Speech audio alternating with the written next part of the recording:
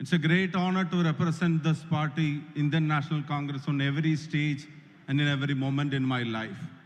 Our commitment to the party is not just for delegations, designations, or even our responsibilities. It is a lifetime commitment. What our leaders have been talking to us, what Rahul ji is initiating, the first and most important thing that he says us is to have an ideological clarity about where we stand and what is our policies. We believe in Indian National Congress just not for power. We believe in Indian National Congress means it's there in the DNA of this country. It is the lifeline of this country. It's this party which built this nation. It is this party which built this nation, and it is with this party which will make us move forward. I would like to say we are not sharing some dreams here. We have to be talking about some plans. When Sangh Parivar is organizing an attack against the constitution, when Sangh Parivar is passing, their agenda is passing Waqf bill in the parliament, they just don't aim to uplift the Muslim community over here. If it was, we could have seen one cabinet minister in their cabinet. If it was so, we could have seen one member from that community, which has 19 crores of people in this country, living this people. Not even an elected representative is there in their list of Lok Sabha MPs. So it is never for their community upliftment. It is just to create divide between the communities over here.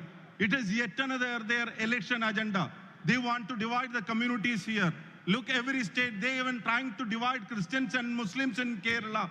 They are talking about a land there, an issue there. Munambam, we all are supporting their cause. We all are staying strong with those people who are trying to fight for their revenue rights. But what Sangh Parivar is doing, when Kiran Rijiju is talking about uplifting Christians in parliament, on the same time in Jabalpur, two fathers from Kerala is been brutally attacked in the presence of police. So it is one thing is clear. They'll aim for minorities, they will aim for Muslims, then they will come for Christians, then they will come for Dalits, then they will come for OBC, then they will come for Adivasis, they will come for every religion, every community whom believe that this country must united, this country must stay united. See, I was talking about one thing. We are not talking about dreams. We are talking about plans. We have to have a plan. We have to have actions. We have to learn new tools. The ground is changed. The pitch is changed. The format is changed. The old playbook may not help us to move forward. We have to learn technology. We have to stay connected with the youngsters. Like Rahul ji is supporting youngsters to take decision on every front. Like he is promoting youngsters to be in the parliament. Like he is promoting youngsters into the assembly. I request my honorable leaders throughout the nation to support youngsters in each and every venture the party take forward, because we have to rely our hopes on the young community here. There is a community, I'm winding up my speech.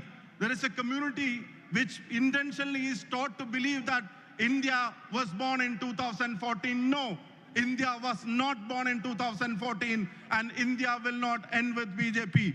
We will come back to power because India cannot afford a ruling stream which is continuously trying to divide us on the basis of religion and caste. So let us ideologically be clear. Let us be futuristic.